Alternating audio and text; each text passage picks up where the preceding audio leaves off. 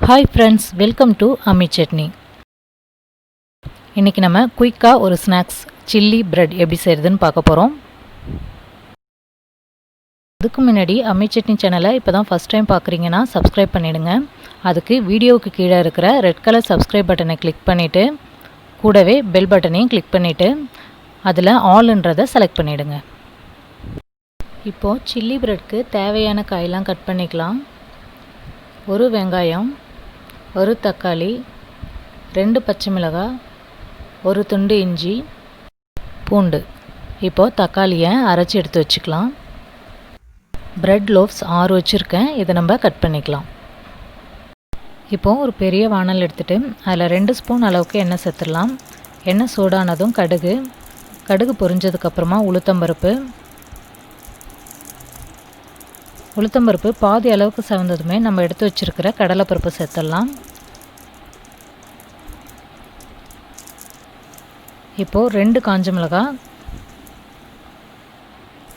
கூடவே கட் பண்ணி வச்சுருக்கிற பச்சை மிளகாய், இஞ்சி, பூண்டு, இது எல்லாத்தையும் நல்லா வதக்கிக்கலாம். இஞ்சியும் பூண்டையும் இது மாதிரி சின்ன சின்னதாக கட் பண்ணிக்கிட்டிங்க அப்படின்னா நல்லாயிருக்கும். இப்போது வெங்காயத்தையும் சேர்த்து நல்லா வதக்கிடலாம். வெங்காயம் நல்லா வதங்கிடுச்சு. இப்போது கட் பண்ணி வச்சுருக்கிற தக்காளியும் சேர்த்துடலாம். இப்போது மசாலாவுக்கு தேவையான அளவுக்கு உப்பு சேர்த்துடலாம். கூடவே கறிவேப்பிலை. இப்போ இதை நல்லா மிக்ஸ் பண்ணிடலாம்.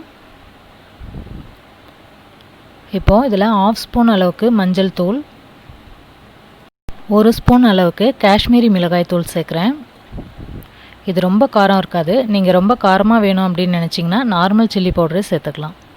இப்போ இதில் அரைச்சி வச்சுருந்த தக்காளி பியூரியும் சேர்த்துடலாம். இப்போது தக்காளியோட பச்சை ஸ்மெல் போகிறதுக்காக இதை நம்ம நல்லா சுண்ட வச்சிடலாம். இப்போ பாருங்கள், நல்லா சுண்டிடுச்சு. இந்த ஸ்டேஜில் 1/2 கப் அளவுக்கு தண்ணி சேர்த்து அதை ஒரு 2 நிமிஷத்துக்கு நல்லா கொதிக்க விடலாம்.